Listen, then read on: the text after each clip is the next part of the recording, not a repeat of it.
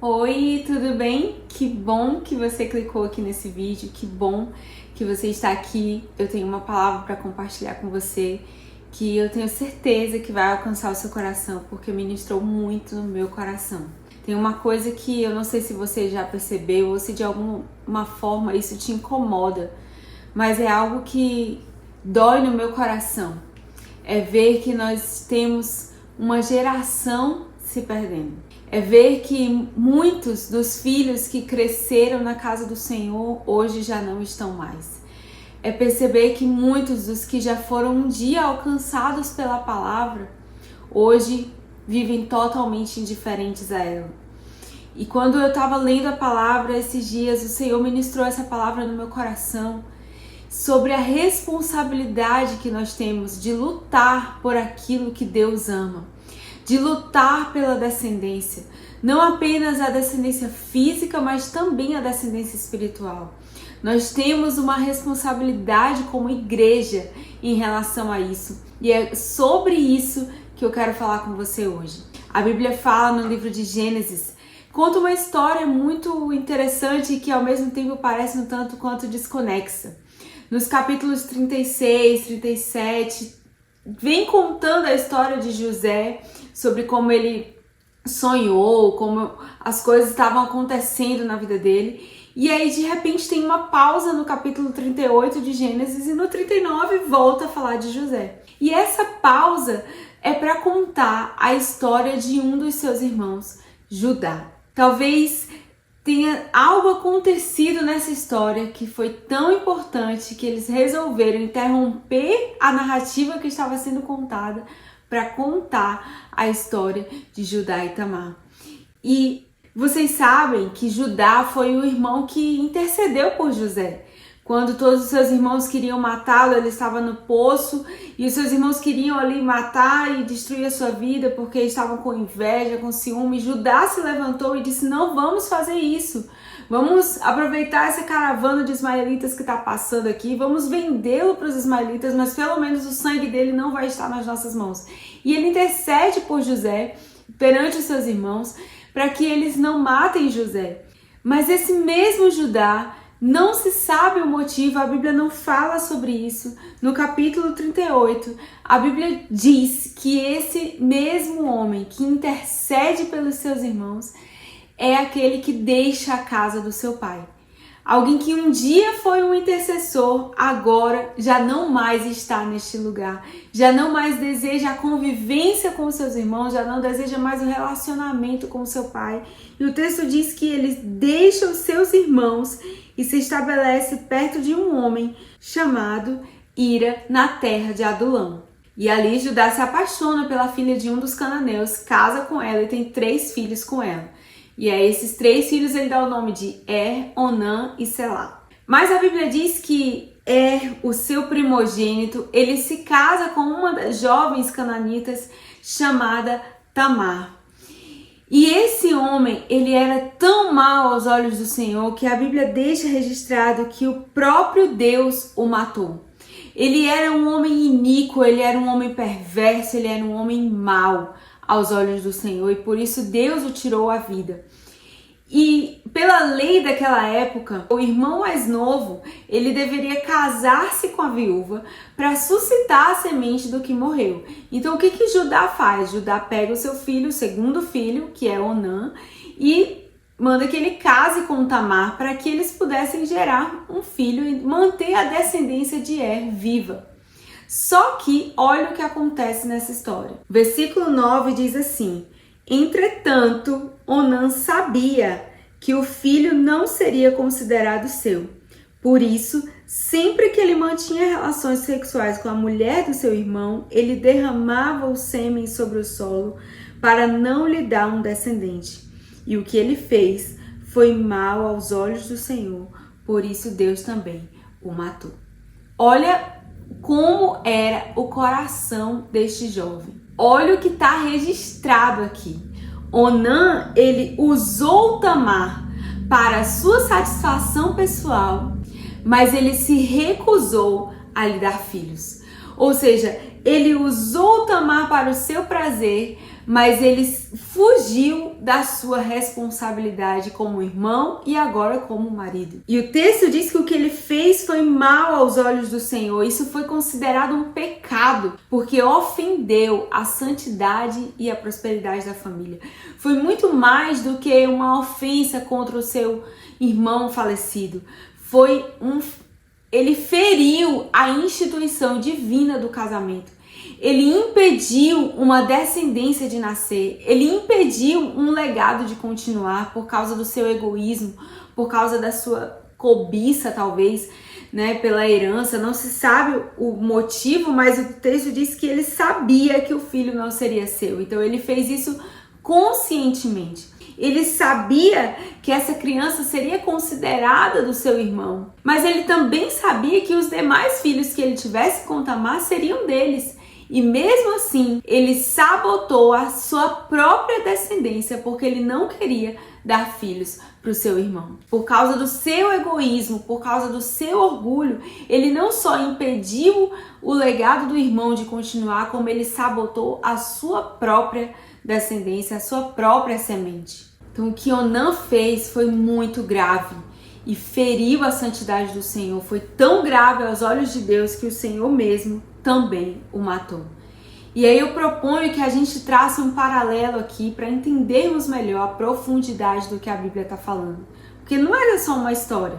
Se a Bíblia resolveu interromper uma narrativa para contar esse fato, ele tem muito mais a nos dizer do que simplesmente um problema familiar. Então vamos entender essa história, né? Nós, como filhos de Deus, como igreja de Jesus, nós fomos comissionados.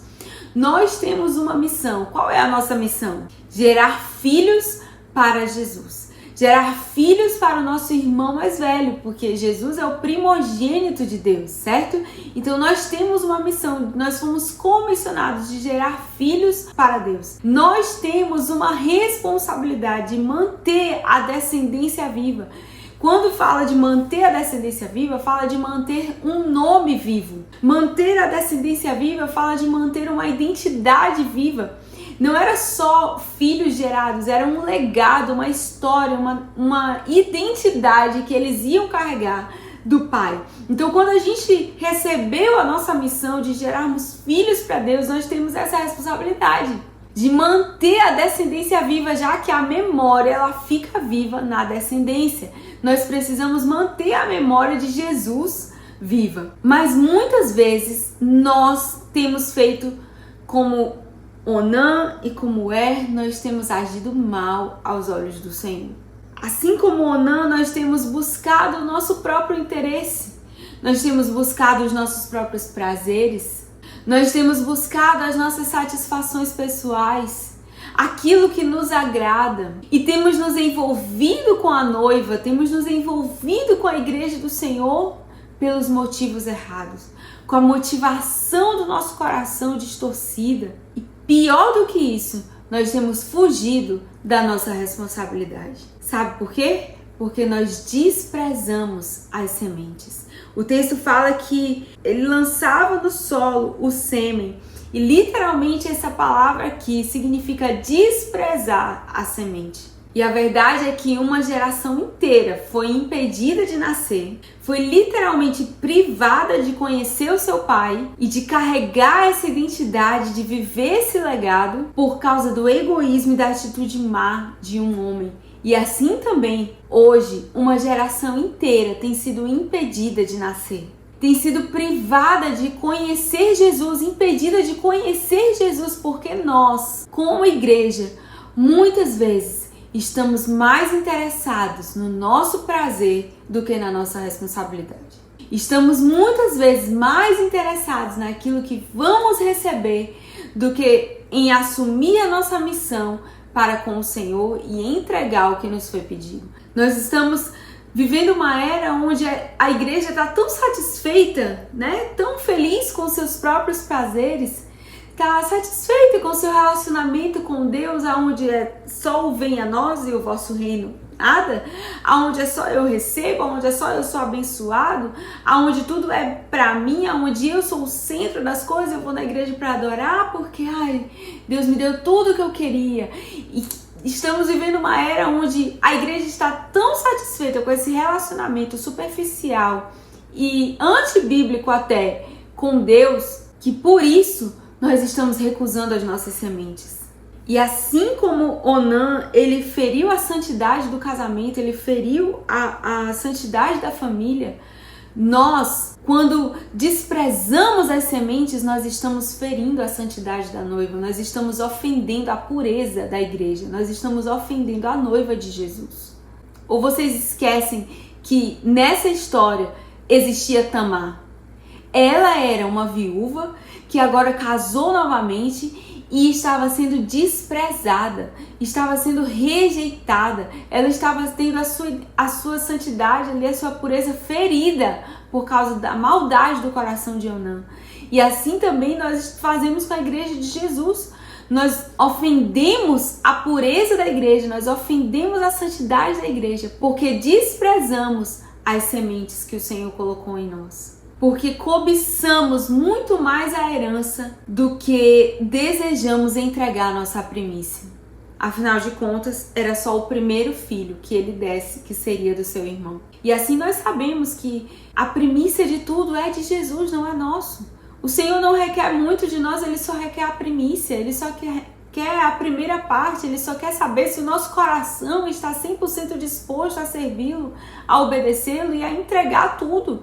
Se a gente entrega a primeira parte, a gente já está sinalizando para Deus que o resto não importa. E a gente sabe que quando a gente entrega a primícia, o restante é nosso. Deus não tem interesse naquilo que a gente tem. Aliás, tudo que a gente tem foi Ele que nos deu. Para que Ele ia querer tomar de nós? Deus não tem interesse nisso, Ele não tem necessidade disso. Mas ainda assim, mesmo conscientes disso, nós escolhemos sabotar uma descendência por causa do nosso egoísmo. Nós escolhemos sabotar uma descendência por causa da maldade do nosso coração. Porque as nossas motivações estão erradas, os nossos interesses estão errados. Misericórdia, mas é uma realidade entre nós que nós precisamos deixar Jesus curar. Quando Onã morreu, a Bíblia diz que Judá chama a sua nora Tamar e ele fala para ela, olha, volta lá para casa do teu pai e fica lá até que o meu filho mais novo, o caçula, cresça. Ele envia Tamar de volta para a casa do seu pai com aquela carga da viuvez, com a carga da rejeição, com a carga do desprezo. Ele envia ela de volta para a casa do seu pai, como se ela fosse agora condenada pelos pecados dos seus maridos. Tamar foi punida sem ter culpa. Tamar viveu uma realidade de... Porque, gente, mandar a filha de volta para a casa do pai era uma coisa assim totalmente vergonhosa, embaraçosa. Não era algo que deveria acontecer. Então ela volta debaixo de vergonha, de dor, de frustração, com muitos traumas, com muitas feridas, mas ela volta para a casa do pai. E a desculpa de Judá é, vamos esperar o caçula crescer, mas na verdade ele tinha medo de que o caçula morresse também. Então ele cria essa estratégia para que mantivesse pelo menos o seu caçula vivo. Só que nesse meio tempo de espera, a esposa de Judá veio a falecer. E depois de ser consolado pela morte da sua esposa, a Bíblia diz que Judá resolve fazer uma viagem com o seu amigo Hira. E aí eles vão nessa viagem, só que quando eles vão, Tamar fica sabendo. Alguém avisa para ela, olha, o teu sogro tá viajando com Hira, eles foram atrás de uns tosqueadores de ovelhas, foram ver como é que tá as coisas. Uma viagem de business aí. E aí Tamar traça um plano. Ela cria uma situação para que a sua causa fosse julgada. Ela estava ali esquecida na casa do pai dela, ela estava ali e ela provavelmente ia morrer ali esquecida, porque Judá não ia procurar por ela de jeito nenhum. Mas ela criou uma situação para que a sua causa fosse julgada. Ela não ia mais viver condenada por um pecado que ela não cometeu. E o que Tamar faz? Ela se disfarça de prostituta e ela dorme com o seu sogro Judá. E Judá não percebe que era sua nora. Só que sabendo do caráter duvidoso de Judá, afinal de contas ele tinha abandonado ela e tinha esquecido dela, o que ela faz? Ela pega alguns itens como garantia e ela leva consigo os instrumentos de trabalho de pastor que Judá tinha, que era o cajado, a corda e o sinete. E ela fica com esses instrumentos porque 3 meses depois ela vai mandar uma notícia para Judá. Mas antes disso acontecer, ela diz para ele, olha, eu quero isso como uma garantia porque ele prometeu para ela que ele mandaria uma cria do rebanho dele para ela como pagamento por aquela noite. Então, ela criou uma situação ali, né, para que ela pudesse ficar com aqueles instrumentos. Só que no outro dia, Judá realmente pega uma das suas ovelhas e envia por meio do seu amigo, Ira, e fala, olha, vai lá procurar aquela prostituta e pega minhas coisas de volta, leva essa ovelha aí pra ela que eu prometi. Ira vai, roda a cidade inteira, não encontra Tamar, porque obviamente ela não era uma prostituta, ela não vivia ali. Pergunta pra todo mundo, o pessoal diz, não, aqui não tem nenhuma prostituta nessa praça, nesse lugar não fica nenhuma prostituta, você tá procurando no lugar errado. E ele volta com a ovelha e diz pra Judá, ó, Judá, não tem prostituta lá, não tive como entregar. E Judá quer dar uma de gostoso, sabe? E ele diz assim, não, tudo bem, deixa ela ficar com os meus pertences, porque aí a gente não vai ser envergonhado em público. Olha quanta hipocrisia Judá traz aí, né, nessas suas palavras. Ele não queria sair como ruim, ele queria ser o cara justo. Não, eu mandei a minha ovelha, ela que não tava lá. Só que aí, como eu falei, 3 meses depois, Tamar manda um recado para Judá. Alguém avisa Judá dizendo, olha, a sua nora Tamar se envolveu numa prostituição e ela tá grávida. Aí Judá fica revoltado. Ele ficou enfurecido, diz, como assim traz essa mulher aqui? O texto diz assim, levem-na pra fora e queimem-na viva. Ele ficou enlouquecido, tipo, isso é um absurdo, como que ela fez isso? Ela não tinha esse direito. E aí ele quer ser o juiz da situação, né? E quando o pessoal pega Tamar e leva ela lá para o lugar destinado para ser julgada, ela leva consigo os 3 itens que ela pegou de Judá. E aí Tamar diz assim, o pai desse bebê, o homem de qual eu estou gerando, é o dono desses instrumentos aqui. Quando Judá viu aqueles 3 instrumentos, ele ficou muito envergonhado. A Bíblia diz que ele ficou tão envergonhado que ele disse, ela é mais justa do que eu. Ele viu que a atitude de Tamar foi, na verdade, uma busca pela justiça, ao invés de simplesmente uma prostituição, algo desprezível. Ele não só reconheceu aqueles instrumentos, como ele reconheceu o seu próprio pecado. Ele estava condenando uma mulher desesperada por uma descendência viva, quando ele mesmo era o causador deste mal. E aí eu vou fazer um parêntese aqui rapidinho, porque eu acho que é importante lembrar que Tamar, ela não era israelita. Tamar era cananita. Ela não tinha ascendência de Judá, ela não tinha as leis, ela não vivia no padrão das leis que Judá vivia. E mesmo sendo alguém que não tinha aliança com Deus de Israel, ela resolveu preservar a descendência. Ela escolheu lutar pela descendência de um povo que não era seu. E foi por isso que Deus fez justiça para com ela. Quando a gente vai lá para Mateus, na linhagem de Jesus, 5 mulheres são citadas. E quem é a primeira? Tamar. Ela entrou na genealogia do Messias. Deus justificou Tamar. Deus perdoou a atitude dela de loucura, talvez, e fez justiça por causa do coração dela desejoso por manter uma descendência viva. Vocês conseguem ver a importância de lutar por uma descendência? Eu contei a história aqui para vocês e nessa história a gente tem 3 personagens principais, Onã, Judá e Tamar. E eu queria que você parasse por um instante e pensasse, quem sou eu nesse cenário? Será que eu estou vivendo como Onã? Onã significa força, mas também significa iniquidade. Onã usou a sua força para aquilo que era iníquo, para aquilo que era mal aos olhos do Senhor. Onã usou a sua habilidade, a sua força para destruir o potencial que Deus colocou dentro dele, para desprezar as sementes que Deus tinha lhe dado, para sabotar a sua descendência e impedir de nascer a descendência do seu irmão. Onã representa aquele que é só o próprio benefício.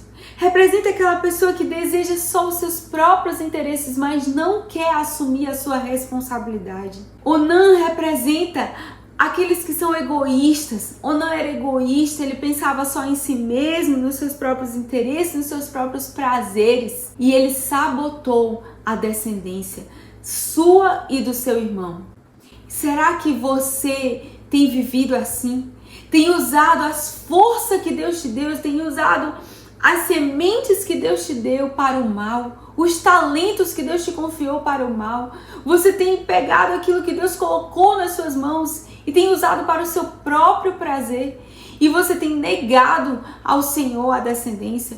Você tem negado ao Senhor, ao seu irmão mais velho, o direito da descendência? Você tem sabotado a geração de Jesus?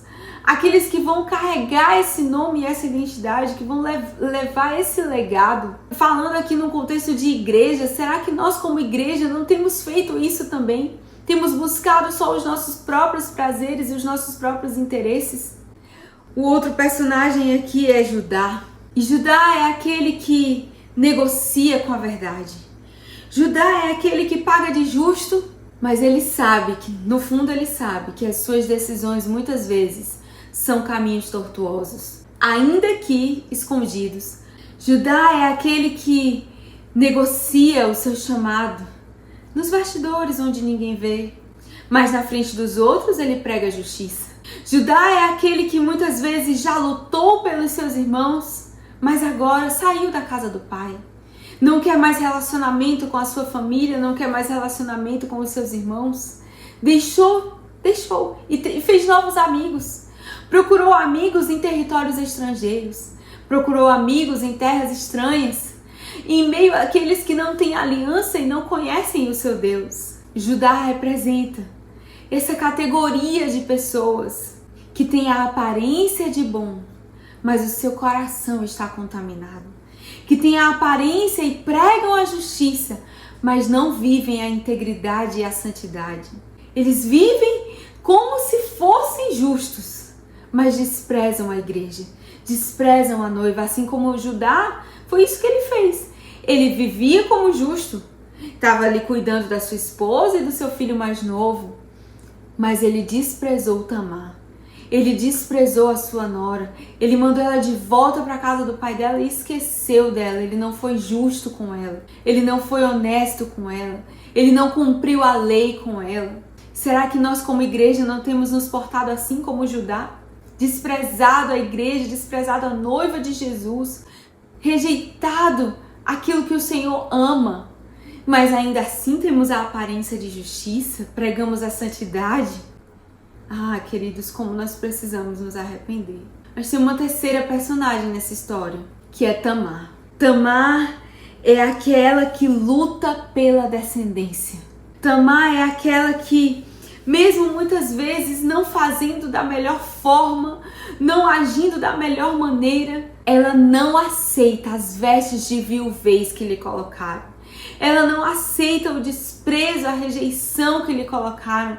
Ela não aceita carregar a culpa de um pecado que ela não cometeu. Tamar é aquela mulher inconformada. Ela sabe o seu chamado, ela sabe a sua responsabilidade, ela sabe o seu potencial. E ela sabe que ela muitas vezes não vai acertar, mas ela não se conforma, ela não desiste, ela não se acomoda, ela toma iniciativa para preservar a memória de Jesus. Ela toma iniciativa para preservar o nome de Jesus vivo na sua descendência, nos filhos que ela vai gerar. Tamar significa, esse nome significa tamareira. E você sabe que as tamareiras, elas são árvores conhecidas por um ditado: quem planta tâmaras não come tâmaras, porque elas levam aproximadamente 80 anos para frutificar. Mas essas são árvores que elas crescem nos oásis do deserto. Elas podem até demorar muito para dar frutos, mas uma vez que elas começam a dar frutos, elas nunca mais param de frutificar, porque elas encontraram a fonte das águas. As suas raízes encontrou a fonte das águas. Tamar, portanto, ela representa essa classe de pessoas que pode até demorar para gerar, mas na sua espera ela busca a fonte.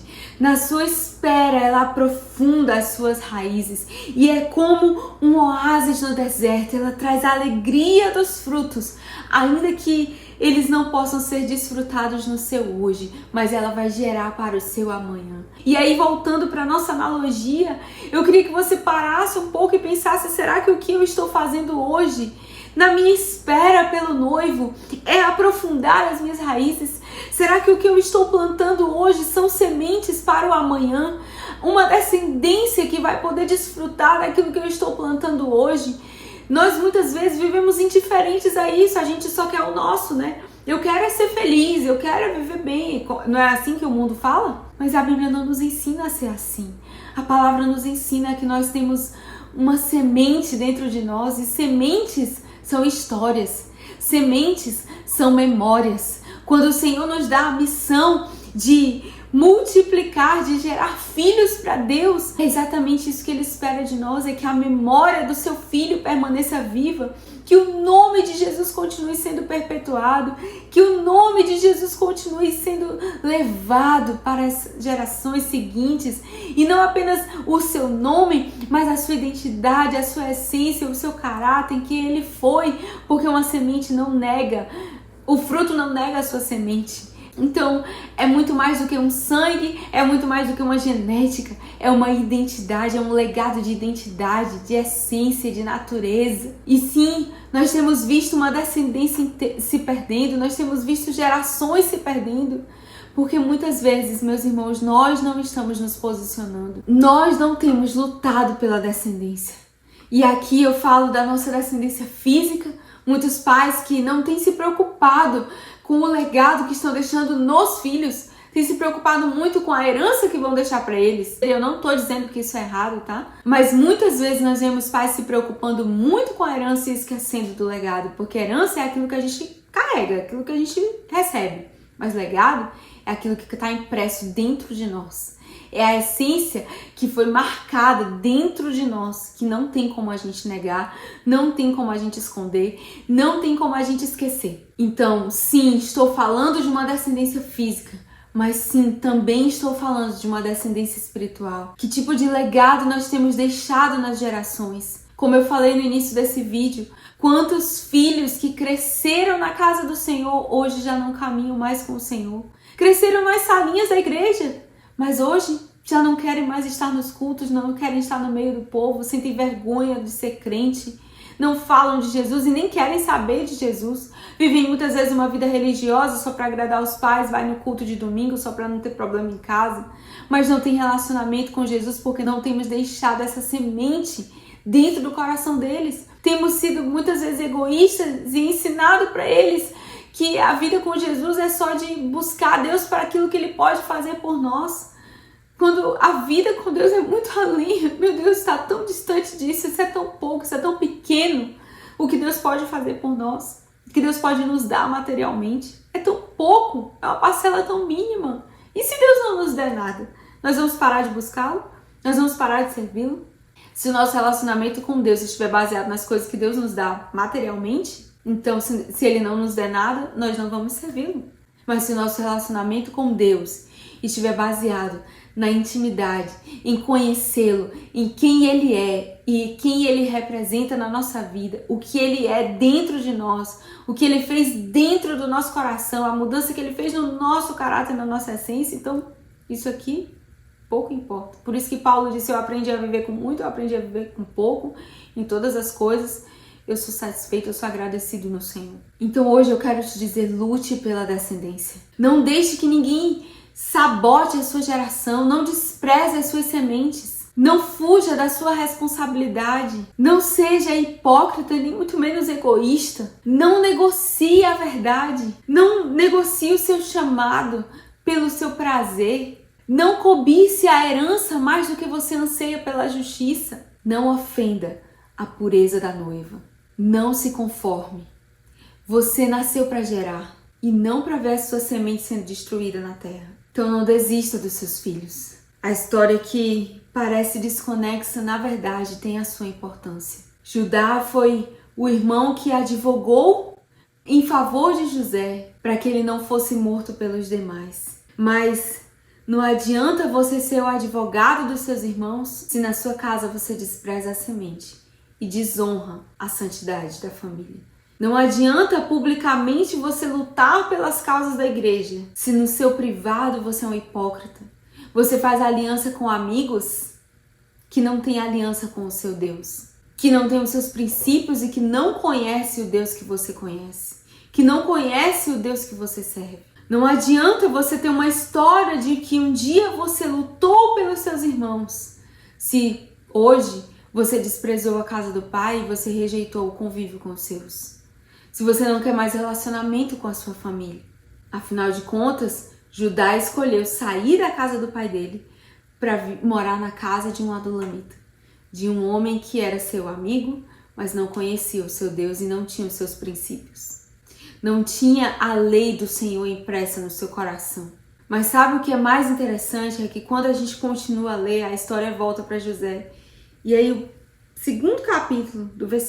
segundo versículo do capítulo 39 diz que o Senhor estava com José e ele se tornou bem-sucedido. Sabe por que isso é interessante? Porque quando você vive a verdade, não importa o que tentarem fazer contra você, é o Senhor quem te abençoa, é o Senhor quem te guarda. Mas quando você vive a hipocrisia, não importa o tanto que você tenta esconder, você só vai ser envergonhado e cada vez mais você vai se deparar com o seu pecado ali na sua frente. Vai chegar uma hora que você não vai ter para onde fugir mais. E aí depois que Judá reconhece o seu erro, reconhece sua falha, diz que Tamar entrou em trabalho de parto e ela deu à luz gêmeos. E o primeiro começou a sair, a parteira foi e colocou uma fitinha vermelha no seu pulso, mas ele puxou a mão de volta e veio o outro. E aí eles deram a esse que saiu primeiro o nome de Pérez, que significa aquele que rompe, aquele que desbrava, um desbravador. E daí depois saiu o seu irmão que estava com um fio de escarlate na mão e ele recebeu o nome de Zera, que significa escarlate, vermelho, mas também significa luz ou brilho. Sabe o que essa mulher gerou? Ela gerou a oportunidade do romper da luz. Porque ela agiu com justiça, porque ela não se conformou com a sua condição, porque ela não aceitou as vestes de viuvez, de rejeição, de pecado que colocaram sobre ela, porque ela decidiu lutar pela descendência. Deus permitiu que ela gerasse algo, e o que ela gerou foi o romper da luz. Rompeu algo para que a luz pudesse brilhar. Zera significa luz ou brilho. Então, primeiro rompeu para que a luz pudesse brilhar. E é exatamente isso que o Senhor espera de nós. Que nós tomemos a decisão de lutar pela descendência, de lutar pelo legado, de lutar pelas sementes que o Senhor colocou na nossa mão. E no momento que nós fizermos isso, o que nós gerarmos vai ser como um romper, um desbravar, vai abrir o caminho para que a luz possa brilhar. Então não impeça o que o Senhor quer fazer na sua vida. Não impeça aquilo que o Senhor deseja fazer através de você. Deus escolheu você para que você possa ser exatamente como Tamar, alguém que traz o romper para que a luz possa brilhar. Deus quer fazer com que algo novo nasça. Deus quer usar você para fazer com que a sua luz brilhe e uma geração nova possa ser destravada para viver isso, para conhecer o Senhor, para viver com o Senhor e resplandecer a luz da sua glória, a luz do seu rosto. Então não despreze a sua semente, lute pela sua descendência. Eu volto a dizer, lute por aquilo que Deus colocou nas suas mãos. Passado esse episódio, um tempo depois, em algum momento, Judá resolve voltar para a casa do seu pai Jacó. Quando a gente passa alguns capítulos de Gênesis 42, quando os irmãos descem ao Egito, a casa de José, Judá está com eles. Então ele voltou à casa do pai, ele voltou ao convívio com os seus irmãos. Sabe o que isso me ensina? É que quem se desconecta do pai perde tempo, perde filhos. Quem se desconecta da casa do pai interrompe propósito e sabota destino, sabota legado. Então não se desconecte da casa do seu pai. Não se desconecte do convívio da família, dos seus irmãos. Nós somos sim uma família. A família não é perfeita, mas nós servimos um Deus que está nos aperfeiçoando todos os dias. Então não abra mão deste relacionamento só porque os seus irmãos não são como vocês gostariam que fossem, só porque as atitudes e os interesses dos seus irmãos não são os mesmos seus. Não pense que aquilo que você faz não tem valor, porque talvez, eu não sei, né? Mas talvez Judá pensou, eu lutei tanto por José, de que adiantou? Meus irmãos são tudo ruim do mesmo jeito. Não adiantou nada, vou embora daqui. Não pense que aquilo que você faz em favor da família de Deus não tem valor. Tem sim. Deus vê todas as coisas. Deus viu a atitude de Judá. E a história de Judá podia ter sido outra, mas graças a Deus ele entendeu, fez o caminho de volta, né? Restaurou o seu relacionamento. E quando a gente continua a leitura, nós vamos ver que Judá novamente se coloca nessa posição de intercessor, novamente se coloca como um advogado pelo seu irmão Benjamim, já no Egito, perante José, como governador ali. E tudo isso ficou registrado para que a gente possa aprender. Porque a atitude de Judá, de reconhecer o seu erro, de se arrepender do seu pecado, foi a oportunidade que Deus deu para ele de experimentar a sua graça, porque Judá se tornou o pai da tribo de Judá, a tribo de onde veio o Messias. Judá, seu nome significa louvor, e olha que interessante isso, porque aquele que um dia foi advogado dos seus irmãos se tornou pai do nosso advogado Jesus.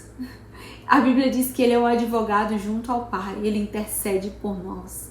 Então Deus fez com que o nome de Judá literalmente cumprisse o seu propósito. Louvor. Todo louvor, toda honra, toda glória foi para o seu descendente, Jesus, o Messias que veio da sua linhagem. Sim, ele sabotou muito, ele atrapalhou muito, ele se perdeu no meio do caminho, mas ele entendeu que ele tinha errado, ele fez o caminho de volta e o Senhor permitiu que por meio dele viesse o Messias. Então, querido, deixa eu te dizer uma coisa, não vale a pena buscar os nossos próprios interesses. Não vale a pena viver uma vida que busca apenas os seus próprios prazeres. Não vale a pena viver uma vida longe do Pai. Não vale a pena viver uma vida de hipocrisia, de mentiras. Não vale a pena fingir. Não vale a pena essa casca de justiça, de santidade, quando no seu coração existem tantas coisas más, tantas atitudes equivocadas, tantas coisas que você carrega ali que te afastam da casa do Pai e que te impedem de viver o que Deus planejou e sonhou para você. Mas sempre valerá a pena viver uma vida que dá louvor a Deus. Sempre valerá a pena viver uma vida que honra o Pai e preserva os seus filhos. Então, meus queridos, essa mensagem é para que eu e você possamos assumir a nossa responsabilidade e não deixar que as sementes que Deus colocou nas nossas mãos se percam. Não desprezar as sementes ou sabotar o propósito de Deus na nossa vida por causa dos nossos próprios prazeres, dos nossos próprios interesses. Eu e você fomos chamados para ser aqueles que vão abrir o caminho, que vão romper para que a luz possa brilhar. Esse mundo precisa da luz de Jesus. Esse mundo precisa da luz da palavra, da luz do Evangelho. Nós temos isso. Então deixa Deus te usar para ser esse canal que vai romper, para ser esse agente que vai gerar, para ser esse semeador, para não deixar o nome de Jesus, a identidade de Jesus, o legado de Jesus, a essência de Jesus se perder na nossa geração. Eu peço que você pense, reflita e guarde essa palavra no seu coração, porque Deus quer usar você, Deus quer me usar, Deus quer nos usar como igreja para transformar essa geração e não deixar mais que nenhuma descendência se perca ou seja impedida de viver aquilo que o Senhor planejou para nós. Se essa palavra alcançou o seu coração, eu quero te pedir um favor. Compartilha com alguém que você sabe que tem vivido uma vida como Onã, desprezando as sementes, ou talvez alguém que você conhece que está como Judá, desprezou a igreja, desprezou a casa do Senhor, desprezou o convívio dos irmãos, ou até mesmo está no convívio, mas Vive aquela vida de aparência, né?